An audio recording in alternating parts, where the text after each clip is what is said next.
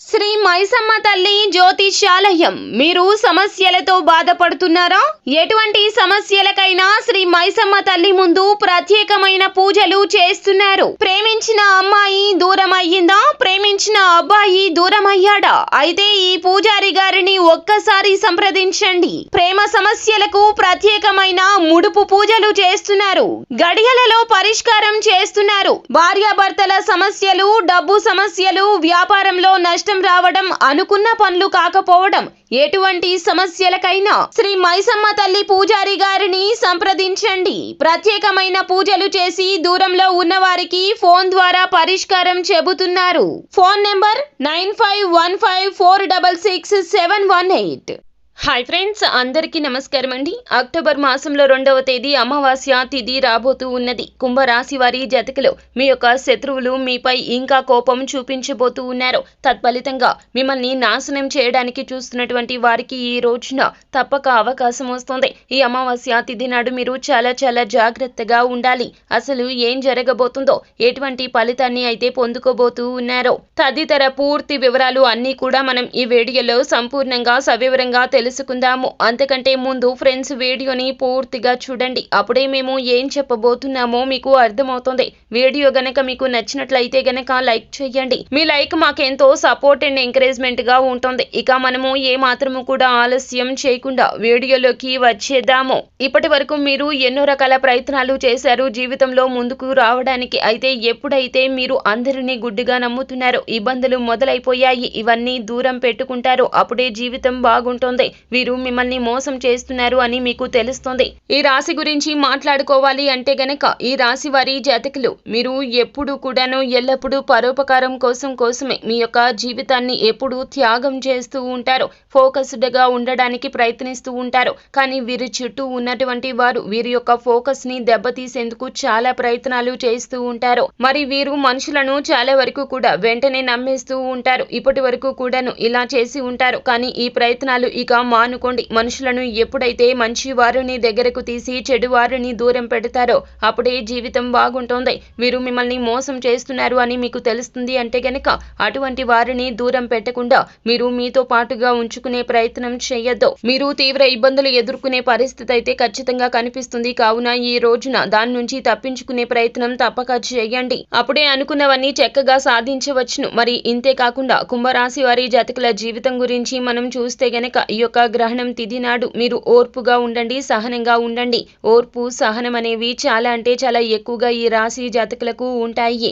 అయితే కుంభరాశి వారి జాతకులు ఈ రోజున కోపావేశాలు అస్సలు ప్రదర్శించవద్దు. శత్రువులు ఎవరో తెలుసుకున్నా కూడాను వారితో దూరమే జరగండి. ఖచ్చితంగా మీరు మీ యొక్క ప్రయత్నాలు చేయడాన్ని మొదలు పెట్టండి. దేనిలో కూడా గివ్ అప్ ఇవ్వద్దు. ఇదే ఉత్తమమైనటువంటి మాటగా చెప్పడం జరుగుతుంది. ఎందుకంటే మీరు ఎప్పుడైతే ఒక పనిలో అడుగు పెడతారో, ఆ పని పూర్తి చేయాలి అని సంకల్పం తీసుకుంటారో, పాజిటివ్ గా ఉంటారో, అప్పుడే దైవ సంకల్పం మీతో పాటుగా ఉంటుంది.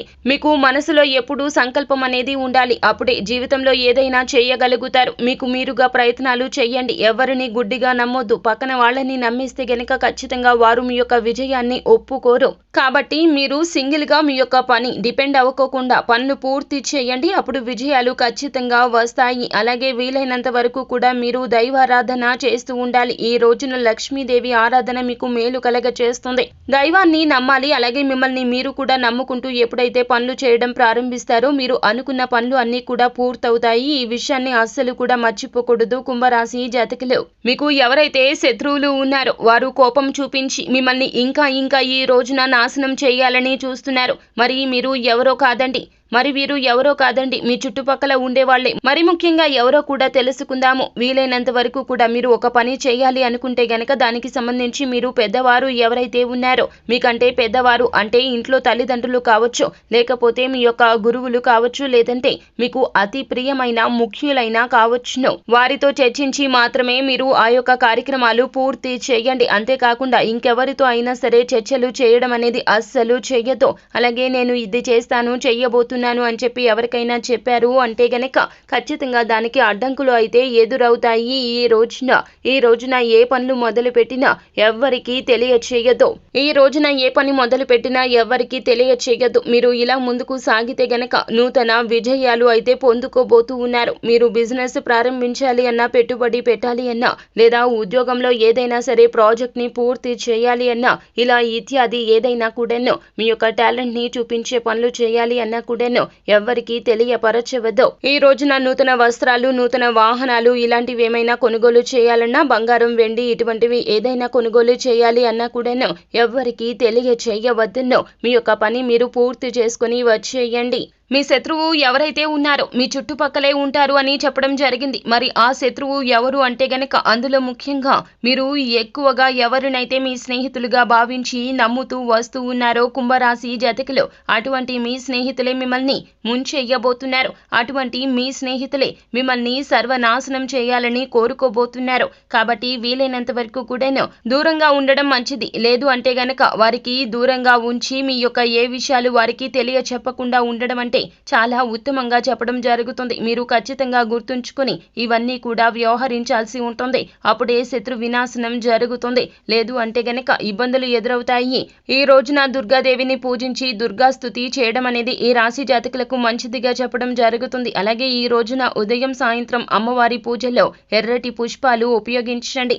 అలాగే ఎర్రటి పుష్పాలతో అమ్మవారిని పూజించి ఖచ్చితంగా మీరు క్షీరాన్నం కానీ లేదా పులిహోర కానీ దుర్గాదేవికి నివేదన చేయండి. ఆ తర్వాత దుర్గాస్తుతి చేయడం రీత్యా శత్రు వినాశనం తప్పక జరుగుతుంది. అంతా మంచి జరుగుతుంది. శుభం భూయాత్.